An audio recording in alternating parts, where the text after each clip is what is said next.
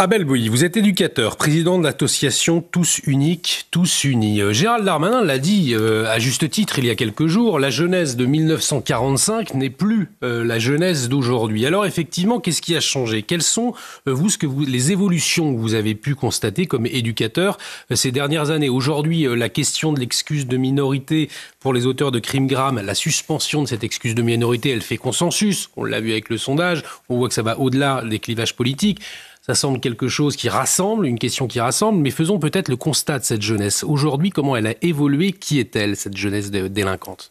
Alors, premièrement, j'aimerais dire que par rapport au consensus autour de l'excuse de minorité, c'est tout à fait normal. Moi-même, je suis père et à chaque fois qu'il se passe un crime, comme tout parent, je me demande si ça arrivait à l'un de mes enfants. Maintenant, au niveau de la jeunesse, c'est vrai qu'il y a ce que j'appelle un slogan politique qui consiste à dire la jeunesse de 2025 n'est pas la jeunesse de 1945. Il n'y a pas besoin de remonter jusqu'à 1945. Ce n'est pas la jeunesse d'il y a 10, 15 ans, tout simplement. Ouais. Il y a plusieurs choses. Première chose, c'est tout simplement le socle familial.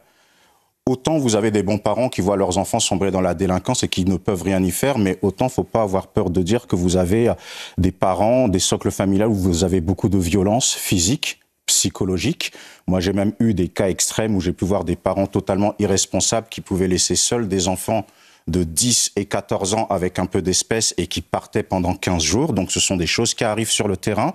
Et puis aussi, il y a un déséquilibre très tabou, deux plutôt déséquilibres tabous, la question de la pédocriminalité intrafamiliale, on en parle très peu, mais aussi on peut voir que dans certaines familles, vous avez des enfants qui sont moins aimés que d'autres. Pourquoi ? Parce que des fois, vous avez au niveau des assistantes sociales des conseils fallacieux qui sont donnés tels que vous avez 2 enfants, faites un 3e, vous aurez plus besoin de travailler. Et lorsque les parents voient que ça ne règle pas leur situation financière, c'est un tabou dont on ne parle pas, mais sur le terrain, on en voit et on en voit des vertes et des pas mûres. Donc quand les parents qui suivent ces conseils fallacieux voient que ça n'améliore pas forcément leur situation financière, on voit des enfants qui sont brimés par rapport à leurs frères ou à leurs sœurs. Ça, c'est la première chose. La deuxième chose, c'est que la société n'est pas équipée, en fait, face à cette vague de violence au sein de nos mineurs qui est arrivée, amplifié par la prolifération des réseaux sociaux qui a amplifié les fractures générationnelles au sein même des familles. Donc, ça a été minimisé pendant des années, mais quand aujourd'hui, je dis toujours, j'ai un atelier qui s'appelle « Les dangers de la génération TikTok ». Quand vous avez des jeunes, et peu importe le milieu social, qui vous disent qu'ils regardent des vidéos de meurtres, de viols, de décapitations, de zoophilie, et j'en passe pour rester poli, souvent les bras m'en tombent, et c'est quelque chose qui est tout à fait normal, parce qu'il y a une curiosité malsaine, parce que je sais pas, peut-être que les jeunes s'ennuient, parce qu'il y a une perte de valeur, parce qu'ils savent qu'il y a aussi un gros problème d'autorité en France. Ça, c'est une réalité.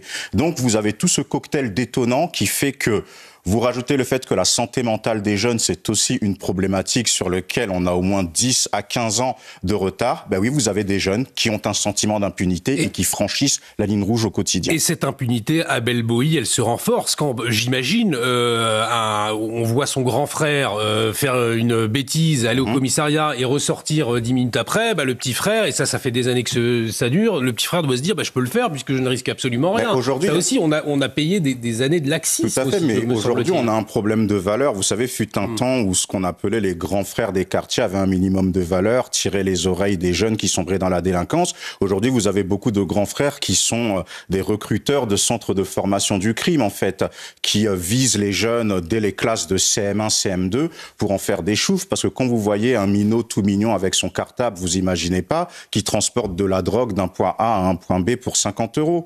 Donc voilà. Et puis, il y a une autre problématique aussi dont il faut parler, parce que souvent, quand on parle de la délinquance des mineurs, on est très axé sur le trafic de drogue et le trafic d'armes. Il y a le fléau de la prostitution des mineurs qui est en train de ravager notre jeunesse.